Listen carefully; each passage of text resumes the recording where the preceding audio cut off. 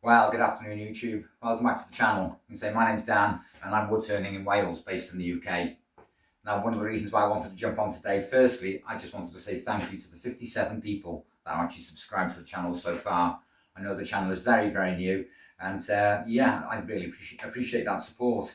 But one of the reasons why I wanted to jump on today is because I was supplied a piece of timber by my local tree surgeon, and my initial thought when I looked at the bark, I thought, okay, nice and dark, okay. Check the weight, and I thought, it seems to be very, very light for ash, okay.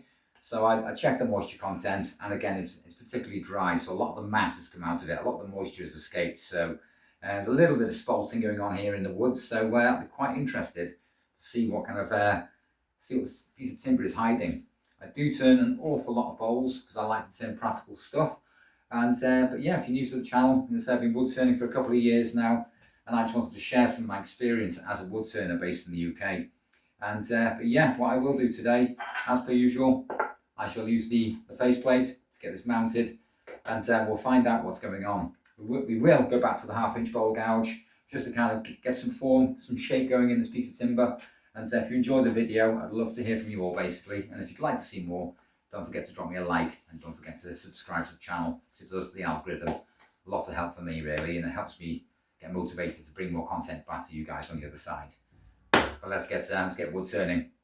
Right, now as you can see, I've got this actual piece of ash mounted onto the lathe using the faceplate. I could basically bring up the tailstock for a little bit of added security, which is what I'm going to do now. So let's bring the tailstock up, and again, give it a nice spin basically to see where we are. Let's tighten this up so we know it's not going absolutely anywhere. And let's lock that in place so the quill from the tailstock basically won't think about going anywhere. I'm just going to bring the tool rest up to a manageable height, so I'm not sitting under centre. But what I'd like to do is just bring that back a tad so we get an idea, an indication of where this wood's passing. So we're about there. Check it again. Right, so we know where the banjo needs to sit, okay? So we'll bring the tool rest up to a little bit more. There we are. Are you okay there on camera to make sure we've got a nice position? Yes, we have. So again, we're going to start this off on the lowest RPM, 95 revs per minute. And I'm going to take my 1/2 inch bowl gouge. And again, this is a very light piece of ash, so I assume a lot of the moisture has escaped from this piece. So but yeah, I hope you enjoyed the video. I was going to say, if you've got any questions, I'd love to hear from you all. And again, thank you so much for the subscribers that are already supporting my brand new channel here on YouTube. And say I've been wood turning a couple of years now, so I've made mistakes like many other wood turners do, from mounting the wood in the incorrect position and using the wrong kind of technique and tool placement. But it's all been trial and error over the last 18 months, 2 years of me wood turning. But again, we're going to get this lathe sped up. We're going to try and get an indication of what's sitting behind that bark there, and hopefully we can get into some kind of shape. So with it being quite light, I mean, yesterday when I started working on the oak, you've got to be very careful with oak because it's a very, very heavy type of hardwood. So ash can be very heavy as well. So that's 227. I mean, look at the vibration we've got going on here. So what I'm going to do, we're going to come up to about, oh, right, where are we? 571 revs per minute, okay? 571. So I'm going to go in straight away, I'm going to clean up this face, just this face here, and knock off some of that bark, and let's see what we're working with.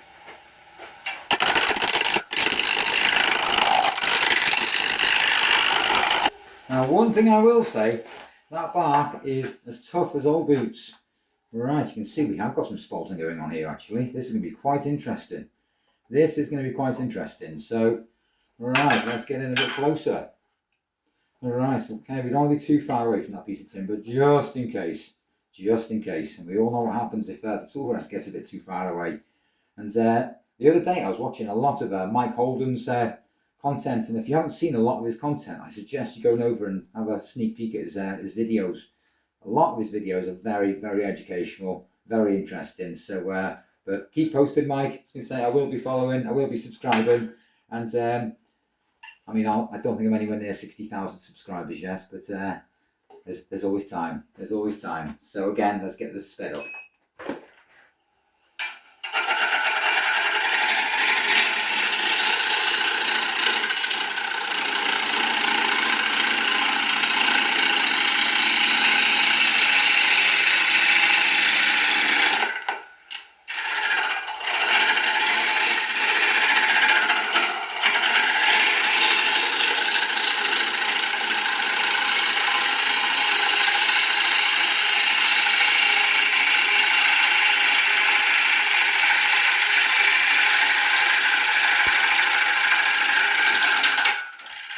Right, now as you can see, I've stopped the lathe just a tad over at the minute. I've just sharpened my bowl gouge back up with the Robert Sawyerwood Pro Edge. And as you can see from areas here, this wood is looking a little bit punky. We'll find out as we get a bit closer, basically. I know we're just hitting the surface here at the moment. Definitely dry. It seems very, yeah, doesn't feel like there's any moisture in there whatsoever. So as you can see here, I've got areas here which I need to concentrate on, and other areas around here. We may be able to eliminate some of this as we get further into the timber. But again, my main object at the moment is taking some of this bark off, basically. As you can see from the different colour variation in some of the grain there. So we could use a sealer basically to block some of these up, but we're at 571 at the moment, so I am going to speed up basically so I can get some much cleaner cuts. So 571, 655 revs per minute now, okay, 655, and yeah, we want to try and get some cleaner cuts going on here, and try and eliminate some of that punky wood there on the surface. So we'll find out what's hiding anyway.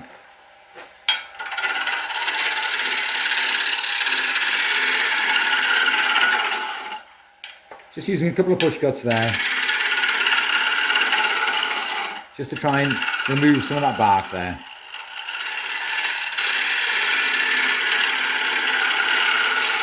Now at the moment, I'm currently waiting for a refund from a particular online company.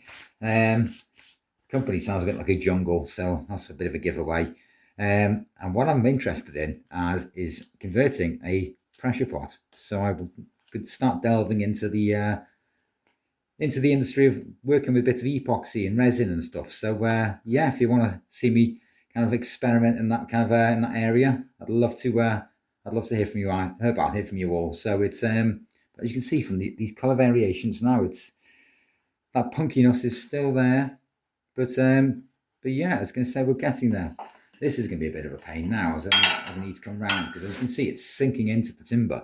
I've got this wave, but basically where I'm probably going to lose 3/4 of an inch, half an inch, maybe taking this out.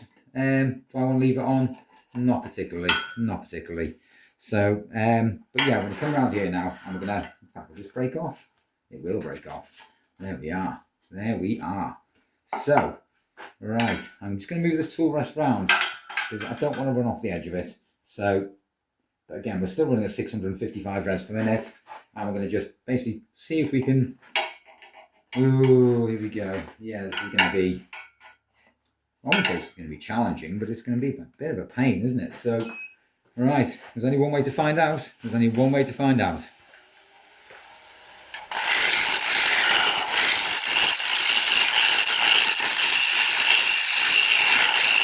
Right, now I've actually brought you a little bit closer to this piece of timber. You can see some of the fibres, basically. They seem to be a little bit, I won't say broken, but you can see some of the spalting. It's beautiful, isn't it? Absolutely stunning. I was going to say, but again, we're going to work around this indentation in the wood, basically, if that's one way to put it. I was going to say, there is more than one way to skin a cat when wood turning, so it ain't over until the fat lady sings, as they say. But again, I was going to say a couple of comments I've received on another social media platform, which I'm not going to mention here. Basically, how did I get so good at wood turning within 2 years? And there's only one way I can explain that, and that's practice. Lots and lots of practice. And I'm going to say, as Rome wasn't built in a day, but I did get a lesson from a professional in my early few months of wood turning. And from there, basically, once I understood the technique and keeping that bevel contact and riding that bevel, keeping it as close to the contact as the timber as possible. Once I understood this technique, I thought, hang on a minute, this is where I was making mistakes, because I was coming into it face in like this, and yeah, I wasn't really kind of making any cuts. I was just making lots and lots of grooves in the timber. So now I understand the technique, etc. And but what I will do in a video in coming weeks, I am going to replace one of my bowl gouges, and I'm going to try and reprofile it and resharpen it, basically, to show you how you actually achieve this bevel on your bowl gouge. I was going to say I have sharpened up already, but and that's for another video, really. But if you'd like to see that, let me know in the comments. Really, it's like I said, my time on YouTube is very very new, as always put it, very new. But I'm getting there slowly. I'm getting there slowly. Once I reach the first 100 subscribers, I'll be very, very happy with myself. But 57 in the first, what, 12 videos? Quite happy, quite happy. And what was I thinking this morning? Heinz 57. Not Heinz 57, is it? It's Woodturning 57. So let's go.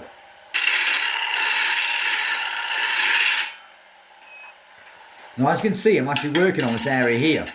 And why am I working on this area here? Is to get rid of that lump. Oh, there we are. I think we've got rid of it. Oh, you can see this catch here, look. You can see this catch. So let's tidy this up. Let's clean it up.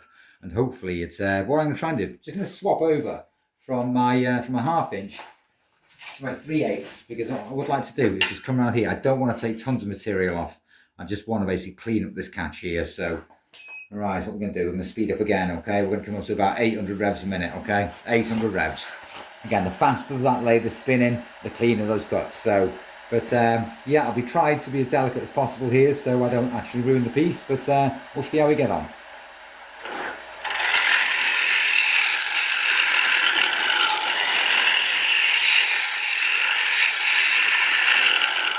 Right, now as you can see from that little bottom piece there, I'm going to remove this very shortly because I want to pull this tailstock back so I can get around the bottom of the bowl.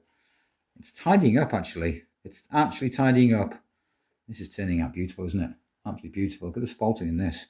I'm going to say, I think I've got a bit of a gamminess up here basically where you can see a lot of the little holes basically where it could have set into rot, but we'll see if we can salvage this piece of wood into a beautiful piece. So what I want to try and do is pull the tailstock back, undo the quill, and knock off this area here basically, so we get that nice flowing curve really around the bowl. So, but I hope you're enjoying the video, guys, girls, woodturners, YouTubers. But if you've got any questions, I'd love to hear from you all. It all helps the algorithm, like I've said before. And say it's I will get this eventually turned into a beautiful bowl, and I'm not sure how much sanding this is going to take to achieve yet, but I can imagine it's going to take quite a lot of sanding through the grits to get it nice and smooth. But yeah, if you're sticking around, I'm glad you enjoyed the video, and hopefully we can get this turned into a bit of a masterpiece. Right, so basically what I'm going to do now, I'm just going to unlock the tailstock. I'm just going to pull that out the way, and as you can see, I've got this bit of a nib on the bottom, which I could remove this.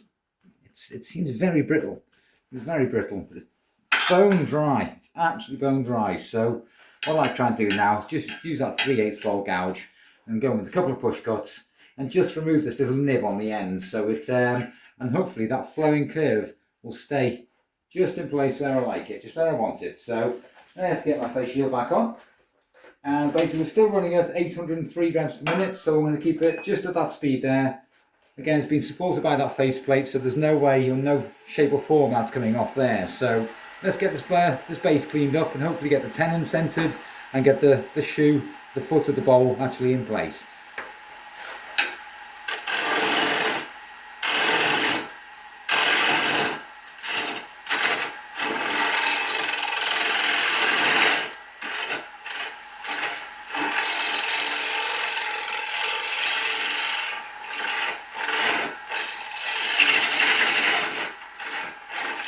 And there we are, we've got that nib off the bottom now. So what I'm going to do now is I'm going to grab my trusty piece of carbide, and I only use carbide for very select things basically. So and this square roughing tip is great for creating a tenon. So it keeps the tenon nice and straight, and I'll put the shoe just straight behind it.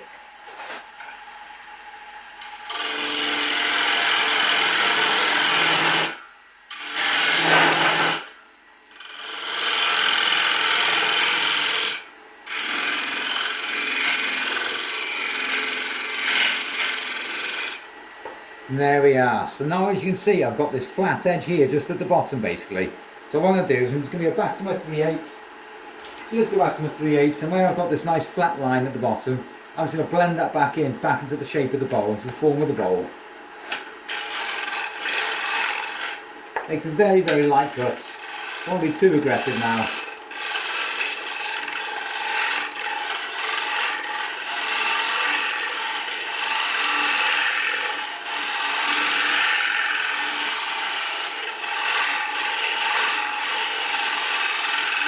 And there we are, it's gone back into the form of the bowl.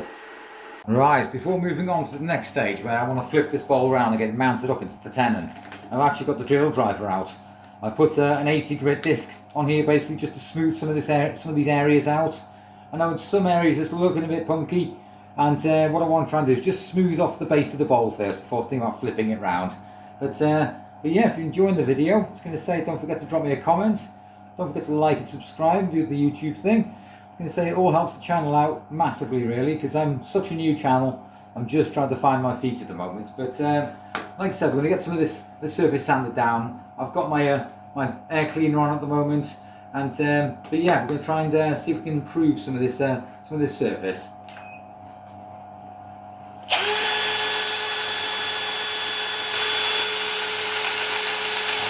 Right, now what I've done here basically, I've just slowed the lathe down just a tad basically, down to 639 revs per minute. Because what I think is I don't want to get too quick basically when working round, because it's very dry. You say it seems to have tidied up a lot of that punky wood there, so, and I only hit it with the 80 grit. So what I'm going to try and do is I'm going to come round with a couple of pull cuts, very light cuts. I don't want to come in adding too much pressure on that gouge basically. Let me just turn that air cleaner off, because it does sound like my other half's hoovering right behind me. So yeah, so basically what we're going to try and do, I've got a couple of tool marks in it there. So like I said, remove these. We could remove with 80 grit anyway, but yeah, I just want to come around this top edge basically. This bottom area isn't really that affected. You can say it's it seems to be quite solid. There's no soft areas. It's just basically somewhere at the top here where the wood was starting to have a few holes in. I seem to have eliminated them pretty quickly. So what we're going to do is start at 640 anyway. And I'm going to come back up to about 707 revs per minute. Yeah, 707 will be fine.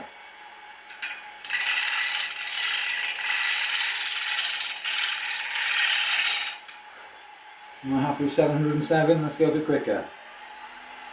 Okay, where are we then? 855 revs per minute, okay? So from 707 to 855.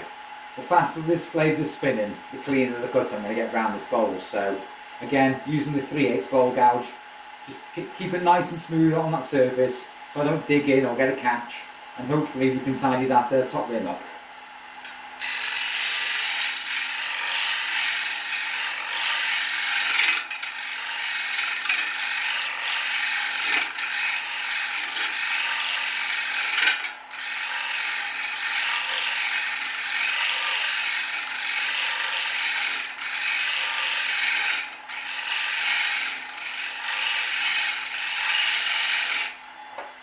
Let's have a look there. Let's have a look. Again, I don't want to add too much pressure and actually ruin the top of the bowl, because it will take the aesthetics out of the bowl. Have I just cleared that? You legend, Dan. Yes, I have. I've actually managed to clear it. So, but yeah, I was going to say a lot of the sanding will come a bit later on. So, what I will do just to speed things up with the tad, I'm just going to take a piece of 80 grit. So back on the 80 again. 80 grit, okay, we're running at 855, we're going to keep it at that speed. And what I'm going to try and do, where I've just made those couple of cuts here, I know he is lovely and smooth, because he hit it with the drill driver. Not so much here now, because we've had the gold gouge on it, so I'm going to smooth this out basically before I think about flipping this round.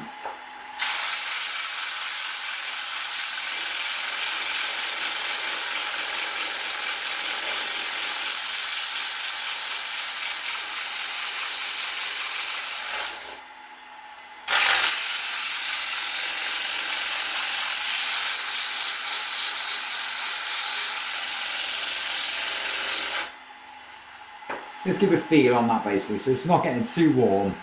And say, because once wood obviously gets a bit of heat to it, you know what happens there, it starts warping, and if there are any hairline cracks in here, which we can't see, when we warm it up, those cracks will expand basically, and then we end up with a broken bowl.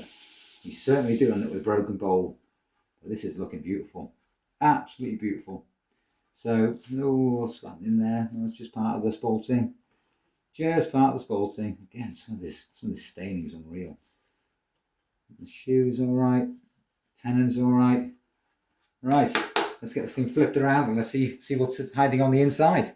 Right, I've just spent the last couple of minutes looking for where my chuck key was. It was actually in my back pocket. So let's undo those jaws. So put that bowl down. I did turn a bowl of elder once, and similar size, you know, and I was taking it off the chuck itself, and it slipped in my hands, dropped the damn thing on the floor, and yeah, and I put a massive smash in the side of the bowl. And that's the thing we're working with elder.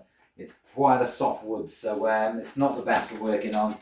But what I'm going to do now is going to take the attachment off the sanding pad, and we're going to look for basically the drill bit basically to take these screws out. So you can say another thing I put down and end up looking everywhere for it. So if you just bear with me 1 second. There it is. There it is. It's a Posi Drive 2. So basically it's these are great because a lot of the Posi 2s is what I tend to use the drill driver for when putting the screws in. So yeah, let's get this tightened up. Yeah, let's get this in place. Right, so let's get these screws out and get this thing mounted. Okay.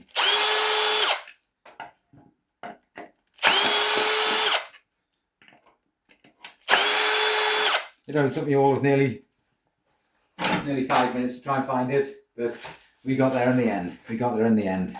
So we've got the tenon, we've got the shoe. Let's get this thing brought up into the jaws.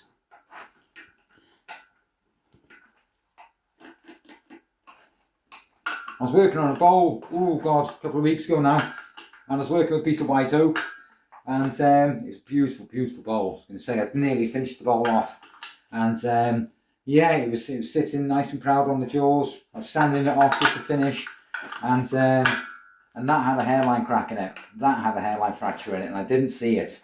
Unfortunately, as I was sanding, the bowl actually warmed up, and the crack expanded, and it actually yeah, the bowl exploded on the lathe. So very, very, very lucky. And luckily I had my face shield on. And say, because if I hadn't, that would have been a different story, and I would have hurt myself incredibly. So again, I just want to run just under centre. Let's see how that's spinning now. We'll bring this back down to sitting true, nearly. You'll know if it's not sitting properly because you'll see this bounce in it, this wobble. Okay, so only about to my 3/8. There we are. Should be still sharp after the last time I sharpened. Let's have a look. Yes, it is going to be sharp enough. So basically I want to bring this up to round about, oh, should we go to 650, 703 revs per minute, okay, 703. So we've got a nice steady speed there. So we're going to start going in. We're going to clean the face up just by working across it. We put a couple of push cuts straight into the middle, or we can use shear cuts, pull cuts as they call them, and yeah, just work away from the bowl or work from the edge in. But we'll see how the gouge takes it, and we'll take it from there. But I hope you're enjoying the video, folks. It's this hopefully will turn into a beautiful spalted ash bowl. We'll find out in due course. But if you're enjoying the video, don't forget to drop me a like and subscribe and do all that YouTube shebang. All helps the channel. And yeah, let's get hollowing.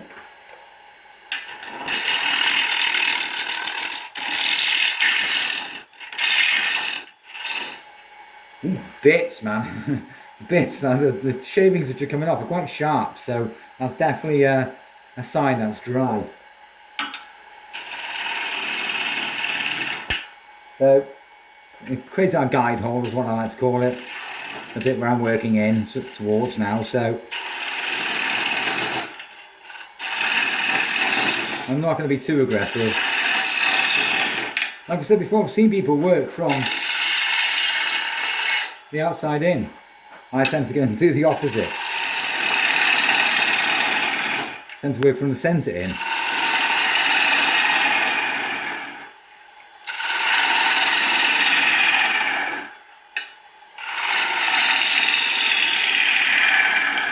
Now with Christmas coming up, you can imagine what everybody gets off me for Christmas, can't you?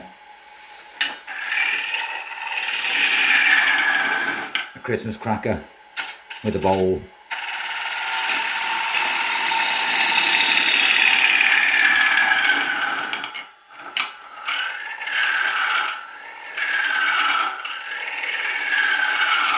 I just want to make these cuts as smooth as possible. Okay, right, so we've gone a bit deep there actually, to be honest. It's we'll see how we get on. We'll see how we get on.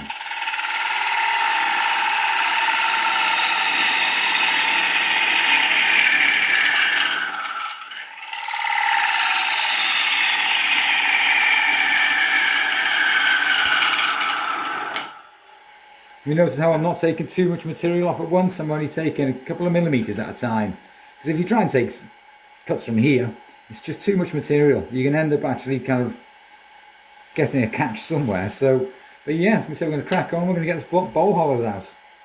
Now, one thing I used to say when I first started wood turning was, I'm going to core the bowl out. I'm going to core it out. And people say, it's not coring. It's not coring, Dan. It's hollowing.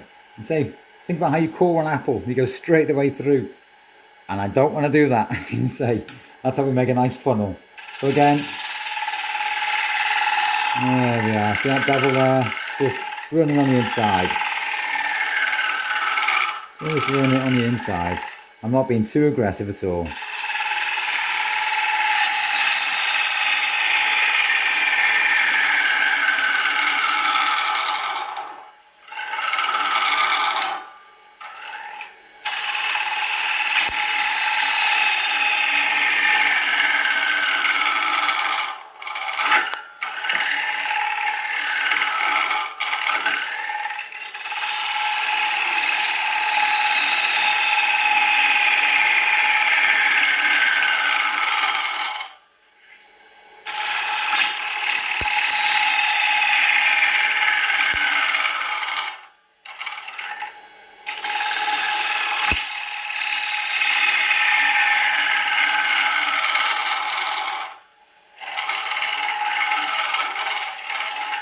Right, instead of me boring the hell out of you basically while I hold this bowl, I'm going to crack on and basically I'll bring most of this out to probably maybe under half an inch left on the rim. So we're going to crack on and yeah, we'll get this bowl finished. Yeah, I'm just going to stop there a second because after it was brittle on the outside, we had those nasty holes in the yes, we've got them on the inside too. Damn it. Look at that spalting. Look at that spalting. I think I need to work on some of these. Oops. I think we need to work on some of these walls of the bowl. Again, I can clean up this rim, no problem at all. No problem at all. But what I want to try and do is thin these out basically and bring it back into the centre. So we've got a nice thickness of the bowl all the way around. And we could leave it like this, leave it nice and chunky, but let's not. Right, now as you can see, we've made the bowl. We've got quite a nice depth in there basically. I'm not going to go any deeper than that basically because we're going to end up going through the base of the bowl. So we've got a lovely flat rim. There's no lumps or bumps in it anymore. So look at some of that spalting. Look at some of that spalting. I know I probably could go thinner on the walls, but again, because it's so dry, I don't want to get a catch in there and end up smashing the bowl up. So what I'm going to do, I'm going to start off with an 80 grit basically, and we're going to get some speed actually. We're going to get some speed. So what I also like to use while sanding is a non-abrasive pad, if I can find any. It's going to say, because I'm always picking them up. That'll do. So I'm starting off with an 80 grit, and what I want to try and do is work on this rim. The outside's pretty smooth from earlier on, but again we'll give it another blast with 80 and then we'll go into the centre and start cleaning some of this up. So it's not looking too bad at the moment. So we're at 807 revs per minute. Okay, so I think what we'll do is we'll leave it there, okay, and we'll basically speed up at 807. Again, start working on this rim. I'm going to turn my air cleaner back on, and what I'd like to do, start on the rim, work on the inside and give it a blast on the outside, just with 80, hit it with the 120, hit it with the 240 and see where we are from there.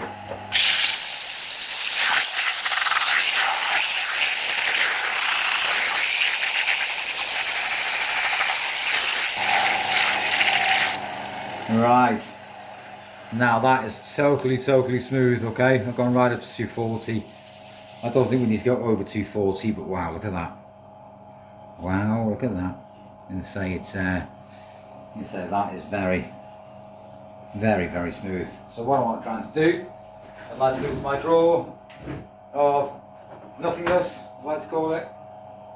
And what I want to try and do, and I'm going to use tongue oil for this. It comes from Furniture Clinic, and it's around about £15 a bottle.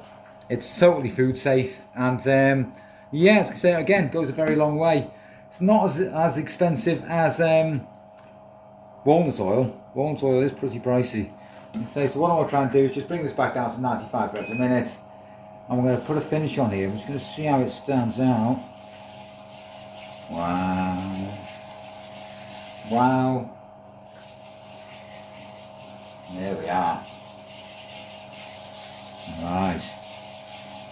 I think we've got enough on there. I've got enough oil on this bowl for 3 bowls. So we'll get it. It'll soak it in. It's bone dry. It is bone dry. So what we'll try and do is just get up to speed a little bit really. I just want to get a non-abrasive rag. And what I want to try and do, 391, okay, let's go faster than that. Let's try and do, just grab another rag, nothing too big. So what I'd like to do is just basically give it a nice polish up with some oil. And just do the outside while I'm here. We're 771 at the moment, so I think that's fast enough. I don't fancy the bowl getting too warm and breaking into shreds. So but yeah, I was going to say, it's if you're new to the channel, I was going to say, if you've enjoyed the video, I was going to say I'd love to hear from you all, and that you want to like, comment, subscribe. I think it's a 57 at the moment, so it's a nice dry rag, there's no oil on it. It's just to remove the excess really. And again, I'm just going to round that bowl. Got plenty of oil on there. So, we're going to stop there.